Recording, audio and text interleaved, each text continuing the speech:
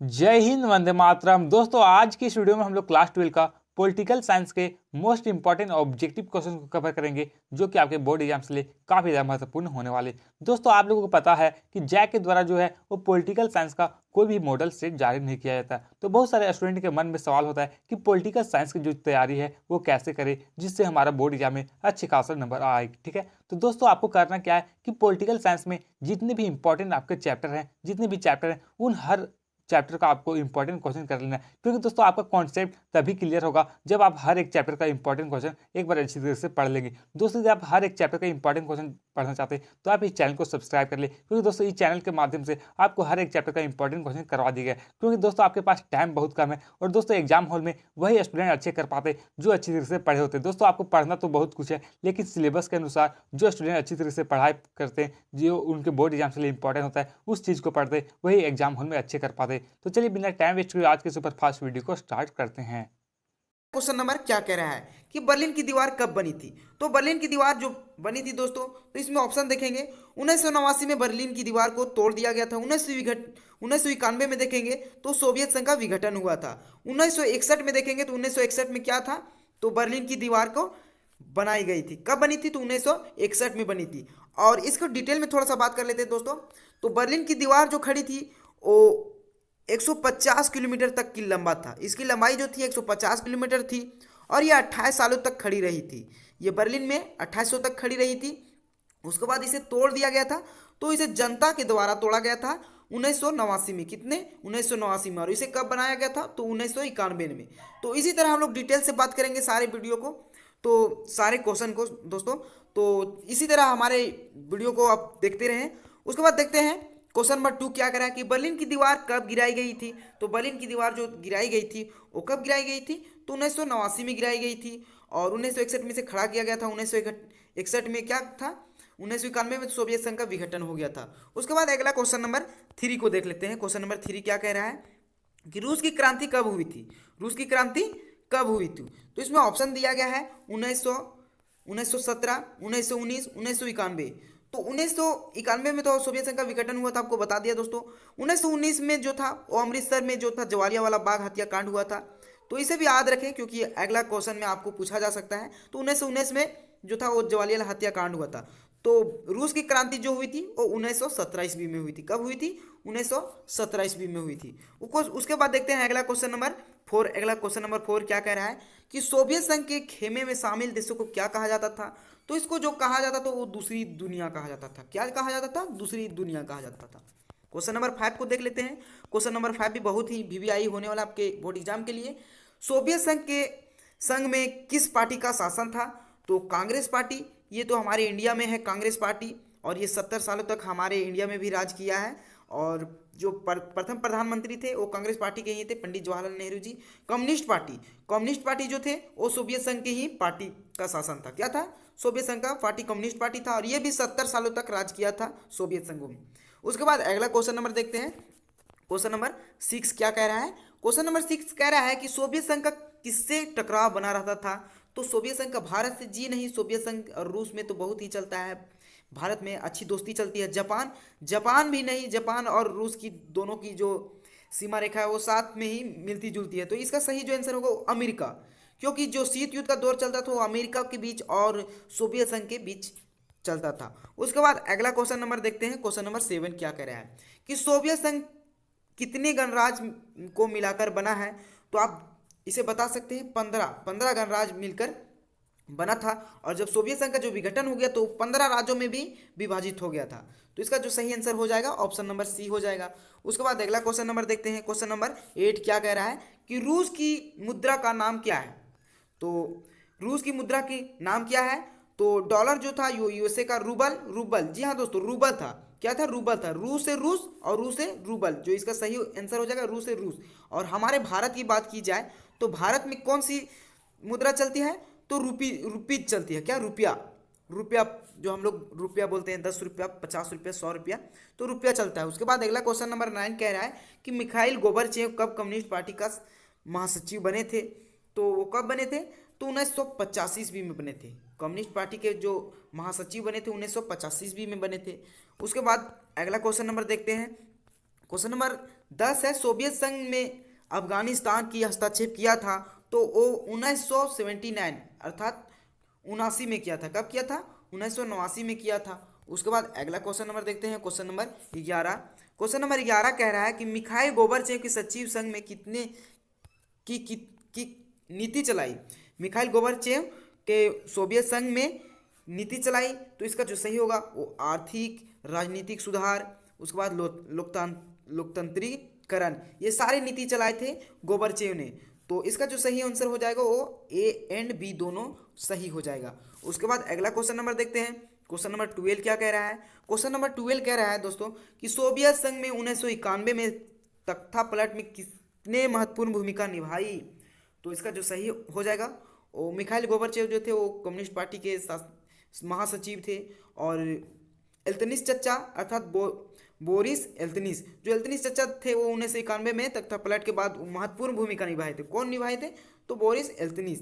तो इसे अगर आप कमेंट सेक्शन में बता सकते हैं दोस्तों कि कितने आप क्वेश्चन को पहले से जान रहे थे, तो ये आप बहुत ही ज़रूरी होता है हम जैसे करेक्टर के, क्योंकि हम इससे ही थोड़ा सा पता लगाते हैं दोस्तों कि कितना एक्टिव बच्चा है पढ़ने में। तो आप कमेंट सेक्शन में जाकर वहाँ पे कमेंट कर सकते हैं, और अभी तक हमारे चैनल को सब्सक्राइब नहीं किए तो चैनल को सब्सक्राइब कर ले दोस्तों, क्योंकि हमारे यूट्यूब चैनल में आपके ही बोर्ड एग्जाम के लिए बेहतरीन तरीका से तैयारी चल रही है। तो आपको तहे दिल से धन्यवाद अगर आप हमारे चैनल को सब्सक्राइब किए होंगे तो। और टैपिंग भी करने में हमें बहुत ही मेहनत लगता है दोस्तों, तो आप वीडियो को जरूर लाइक करें और अपने दोस्तों के साथ शेयर भी कर सकते हैं। तो सोवियत संघ का विघटन कब हुआ? अगला क्वेश्चन नंबर है, सोवियत संघ का जो विघटन हुआ था वो 1991 में हुआ था। कब हुआ था दोस्तों? 1991 में हुआ था। उसके बाद अगला क्वेश्चन नंबर 14 को देख लेते हैं। क्वेश्चन नंबर 14 क्या कह रहा है कि हम कम्युनिस्ट पार्टी में सोवियत संघ के में कितने वर्षों तक शासन किया था। तो कम्युनिस्ट पार्टी जो था वो 70 सालों तक शासन किया था। कब कितना किया था? 70 सालों तक किया था। इससे पहले मैंने अगला वीडियो में जिगर भी किया था दोस्तों आपको।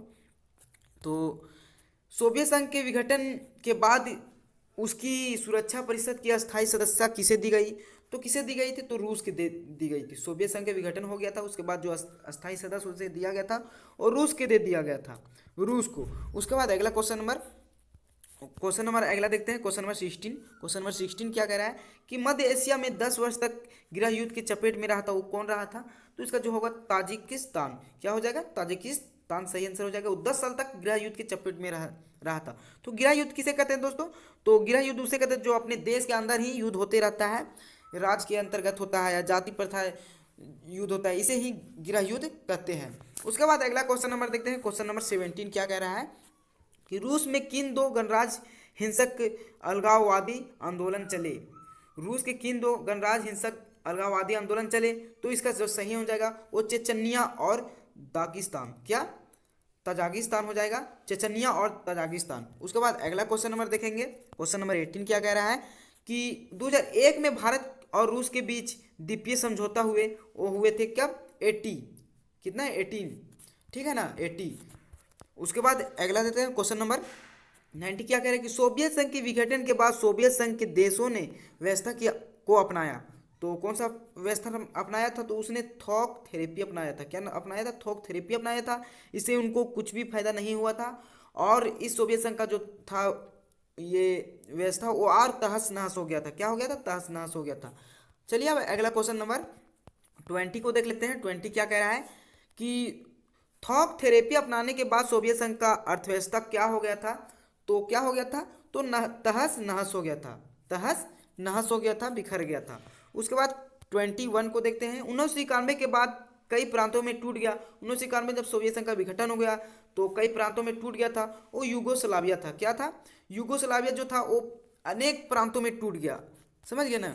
उसके बाद 22 को देख लेते हैं। 22 क्या कह रहा है दोस्त कि निम्न में से कौन सा सोवियत संघ के विघटन का कारण नहीं है? तो संस्थाओं की अंदरूनी कमजोरी, अवगमन की सुविधा, हथियारों की होड़। तो इसका जो सही हो जाएगा अवगमन की सुविधा। आवागमन की सुविधा इसका सही ऑप्शन नंबर बी सही हो जाएगा। क्वेश्चन नंबर 33 को देखते हैं, सॉरी दोस्तों 23 को देखते हैं। बर्लिन की दीवार कितने किलोमीटर लंबी थी? तो बर्लिन की दीवार जो थी वो 150 किलोमीटर लंबी थी। 28 सालों तक चला था और इसे तोड़ दिया गया था। किसके द्वारा तोड़ा गया था? तो जनता द्वारा तोड़ा गया था। इसकी खड़ा कब किया गया था दोस्तों? तो 1961 में किया गया था। कब? 1961 में। कब गिराया गया था? 1989 में। उसके बाद अगला क्वेश्चन नंबर देखते हैं। क्वेश्चन नंबर 24 क्या कह रहा है कि बर्लिन की दीवार लगभग कितने वर्ष तक खड़ी रही थी? तो ये 28 वर्ष तक। क्या हो जाएगा? सही, 28 वर्ष तक, क्योंकि इसका जिक्र हमने पहले ही वीडियो में कर दिया है। उसके बाद अगला देखते हैं क्वेश्चन नंबर, बर्लिन की दीवार को किसने गिराया था? तो आम जनता ने। क्या? आम जनता ने गिरा दिया था। उसके बाद अगला क्वेश्चन नंबर 26 देते हैं, देख लेते हैं दोस्तों कि सोवियत अर्थव्यवस्था की प्रकृति के बारे में लिखित में से कौन सा कथन गलत है?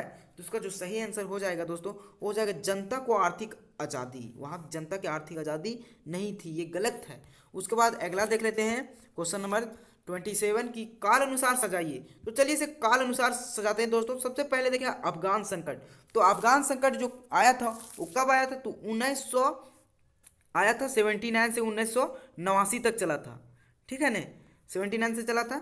उसके बाद बर्लिन की दीवार जो गिराना वो कब चला था? तो 1989। कितना? 1989 में गिराया गया था। अब सोवियत संघ का विघटन, सोवियत संघ का जो विघटन था वो हुआ था कब? सोवियत संघ का विघटन 1991। उसके बाद रूस क्रांति, तो इसका जो सही आंसर हो जाएगा 1917। ठीक है ना। उसके बाद अब इसे अगर देखेंगे काल अनुसार तो सबसे पहले कौन हो जाएगा दोस्तों? सबसे पहले यहाँ पे देखा जाएगा तो ए हो जाएगा, ये सबसे पहले ए हो जाएगा। उसके बाद आगे बढ़ेंगे तो कौन हो जाएगा? उसके बाद सबसे पहले डी होगा, सॉरी डी हो जाएगा। डी यहाँ पे रूस क्रांति सबसे पहले। उसके बाद में फिर ए आ जाएगा। उसके बाद में कौन आएगा? उसके बाद में सी आ जाएगा, ये बी आ जाएगा बर्लिन की दीवार, तो सी। उसके बाद में फिर कौन आएगा? सोवियत संघ का विघटन, अर्थात सी। तो इसका जो सही आंसर हो जाएगा तो यहाँ पे लिख देते हैं डी हो जाएगा। जो डी था उसके बाद में फिर ए था, उसके बाद में फिर क्या था? बी था, उसके बाद में सी था। तो काल अनुसार इस तरह से सजेगा दोस्तों। तो ऐसे भी हमारे क्वेश्चन पूछे जाते हैं, तो इस तरह से भी हमें याद रखना चाहिए दोस्तों। तो ये भी हमारे लिए बहुत ही वीवीआई इंपॉर्टेंट था। उसके बाद अगले क्वेश्चन नंबर आगे देखते हैं। क्वेश्चन नंबर 28, निम्नलिखित में कौन सा सोवियत संघ के विघटन का परिणाम नहीं है? तो सोवियत संघ के विघटन का परिणाम जो नहीं है वो हो जाएगा, क्या होगा? मध्य पूर्व में संकट। इसका सही जो आंसर है वो मध्य पूर्व में। तो इसी के साथ हमारा यूट्यूब ये वीडियो समाप्त होता है दोस्तों। तो बहुत बहुत धन्यवाद आपको हमारी वीडियो को वॉच करने के लिए, और इसी तरह हमारे यूट्यूब चैनल को विजिट करते रहिए। और अगर आप बेहतरीन तरीके से अगर बोर्ड एग्जाम में अच्छे खासे मार्क्स हासिल करना चाहते हो तो आप हमारे प्ले लिस्ट पे जाइए। वहाँ पे बहुत सारे हमारे एमसीक्यू क्वेश्चन अपलोड किया गया है, और आपके बोर्ड एग्जाम के लिए जितने भी वीवीआई इंपॉर्टेंट क्वेश्चन है वो सारे प्ले लिस्ट पे अवेलेबल है। तो आप वहाँ पे जाइए और प्ले लिस्ट से जाकर देख सकते हैं। तो फिर मिलेंगे हम लोग अगली वीडियो में, तब तक के लिए जय हिंद, जय भारत।